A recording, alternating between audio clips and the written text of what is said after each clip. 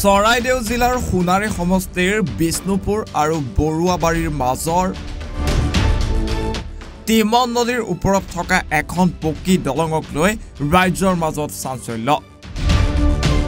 এই দলংখন নিৰ্মাণৰ এবছৰ নহওঁতেই এটা অংশ খহি যোৱাত তীব্ৰ প্ৰতিক্ৰিয়াৰ সৃষ্টি হৈছে।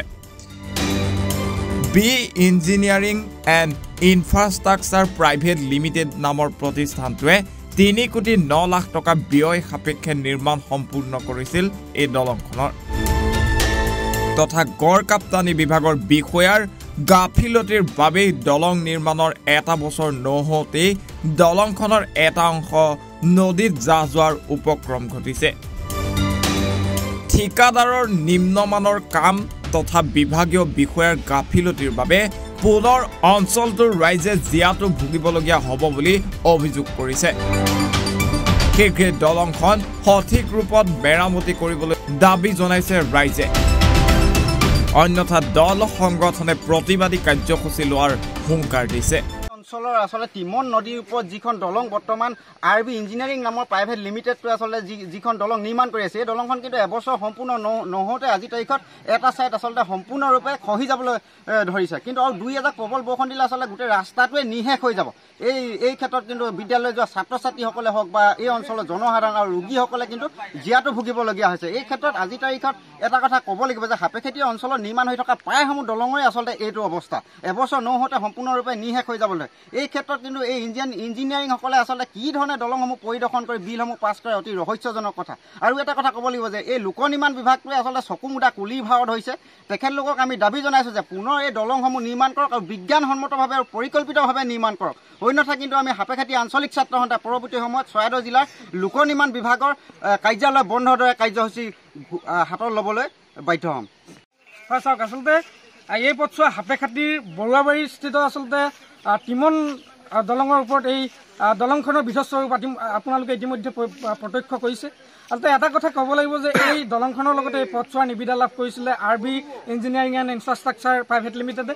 আৰু এই প্ৰাইভেট লিমিটেডৰ স্বত্বাধিকাৰ বিজয় বৰুৱা নামৰ এই ঠিকাদাৰজনে আচলতে ইয়াতে নিবিদা লাভ কৰি তেওঁ কাম কাজ কৰিছিল। আৰু অতি লক্ষণীয় বিষয়টো হ'ল যে নিৰ্মাণ কাৰ্য সম্পূৰ্ণ হোৱা এবছৰ নহওঁতে আচলতে এই দলঙৰ দুই পাৰে আচলতে খহি যোৱাৰ উপক্ৰম হৈছে। আৰু এই পথছোৱাৰ অনাগত দিনত কিন্তু বিধ্বস্ত হোৱাৰ এটা পথ আমি দেখিবলৈ পাইছোঁ। গতিকে আমি এটা কথা ক'ব লাগিব যে লোক নিৰ্মাণ বিভাগক আমি আচলতে প্ৰশ্ন কৰিব বিচাৰিছোঁ যে তেওঁলোকে ঠিকাদাৰসকলৰ লগত আচলতে মিটিয়ালি কৰে নেকি, আৰু যদি নকৰে তেওঁলোকে কিয় আহি পেলাই ইয়াতে আচলতে তেওঁলোকে সঠিকভাৱে কাম কৰিছে নে নাই কৰা, কিয় তেওঁলোকে চৰজমিন তদন্ত নকৰে। আৰু লোক নিৰ্মাণ বিভাগক আমি সকীয়াই দিব খুজিছোঁ যে অনাগত দিনত এনেকুৱা ধৰণৰ যদি কাৰ্য সংঘটিত হয় তেওঁলোকে কিন্তু আমাৰ পৰা আমি অসম জাতীয়তাবাদী যুৱ ছাত্ৰ পৰিষদৰ পৰা তীব্ৰ কিন্তু প্ৰতিবাদৰ সন্মুখীন হ'ব লাগিব। চৰাইদেউৰ পৰা পৰিস্মিতা ফুকনৰ ৰিপৰ্ট, এনিভাৰত।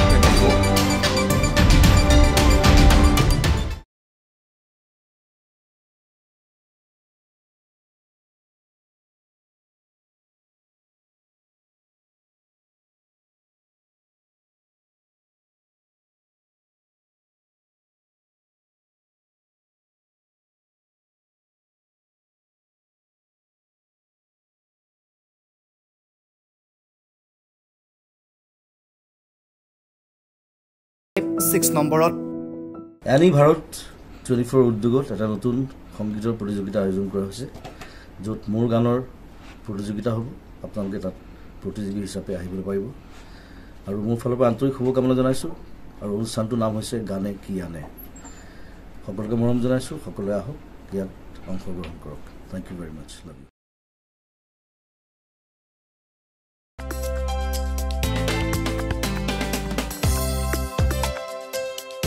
আপোনাৰ ঘৰখন আৰু অফিচ চালে চকুৰুৱাকৈ সজাওক। আজি আহক সকলো ধৰণৰ অত্যাধুনিক ফাৰ্নিচাৰৰ বাবে চিটি ফাৰ্নিচাৰ 6 মাইল গুৱাহাটী। আমাৰ ঠিকনা 6 মাইল পাঞ্জাবাৰী ৰোড, পুৰবিতাৰীৰ সন্মুখত, গুৱাহাটী। আমাৰ যোগাযোগ নম্বৰ 9435013969।